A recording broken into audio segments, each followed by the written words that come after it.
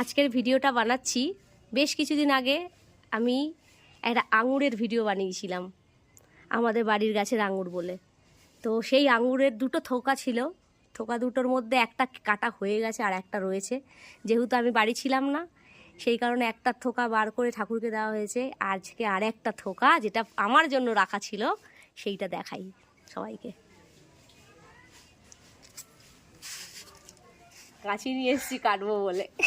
কত বড় আঙুরের থোকা, এত বড় আঙুরের থোকাটা এটা কাটি।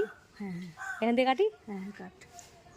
আহ, দেখা কত বড় আঙুরের থোকা। এই বছরে প্রথম হয়েছে, ভেবেছিলাম মরে গেছে ওই জন্য বাবা কেটে দিয়েছিল। তারপরে জানা গেল যে আঙুরের গাছ নাকি মরে গেছে মতন মনে হয়, কিন্তু ওটা জান থাকে। তার জন্য খবর পেয়ে বাবা আর পুরোটা কাটেনি, একটুখানি রেখে দিয়েছিল। সেখান থেকে আবার হয়ে দুটো থোকা বেরিয়েছিল। এই একটা থোকা এখানে হয়েছিল, দেখা যাবে। এই যে একটা থোকা এখানে হয়েছিল, এখনো ছোট ছোট দুটো আছে। বাবা পোকা চলছে, পোকা পোকা। আর একটা থোকা এইটা, এটা এবার আমি খাই, রিভিউটা দিই।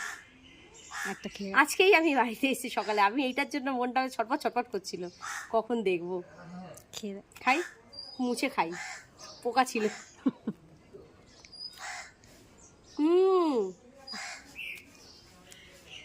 দানা, এই দানা ফেলবি না, দানাটা রেখে দিবি, আরেকটা গাছ হবে আমাদের। শিড বাড়ির কোনো সার নেই, একদম মানে খুব ন্যাচারালভাবে তৈরি। প্রথম বছর এরকম হয়েছে, নেক্সট ইয়ার তো একদম ভরে যাবে।